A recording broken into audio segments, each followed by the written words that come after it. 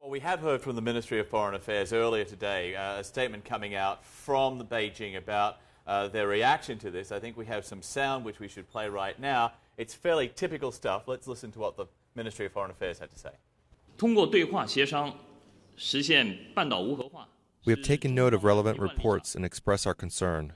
Relevant facts need to be verified, and we hope both parties make more contributions to the stability of the peninsula. 我们希望 I mean, in context of what everybody else has been saying, that is just so timid, really, isn't it? But lukewarm. Very lukewarm. And the reason for that is that it's all in China's own self-interest. They're not really concerned about South Korea and all of this, or North Korea and all of this. What they want, ever since the end of the Korean War, is stability on the Korean Peninsula, and particular stability within North Korea.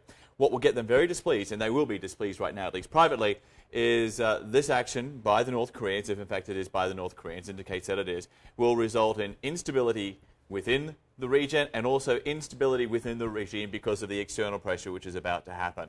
That is what will concern Beijing more than anything else, which is why they don't say anything publicly, because it will only add to that instability. Looking at history, should we expect them to convey that displeasure privately behind closed doors? Yeah, behind the scenes they'll be working, and what we know is that in the past, when the North Koreans allegedly sunk the Cheonan, the South Korean warship, in May, Kim Jong-il made a trip to China. He had his begging bowl out. He wanted a ton of foreign aid, food and fuel. He only walked away with less than half of what he wanted. The reason for that, he got enough to keep the regime going, to stabilize the situation. He missed out on enough for a message to say, we're going to support you, but we're not happy with what's been going on. Kind of pull your head in a bit. Yeah, absolutely.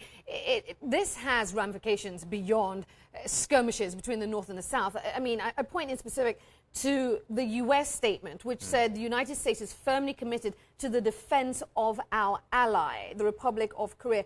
This has bigger implications, which is why the public should sit up and pay attention to this, right? I mean, that statement coming from Washington, a reminder to the North Koreans that there is a defense pact between Washington and Seoul. It has to be said, though, that what Seoul is to Washington, Pyongyang is to Beijing. So that's why there's always this danger for a wider escalation. It's not going to get to that point just yet because President Lee Myung-bak is calling for the situation to be contained.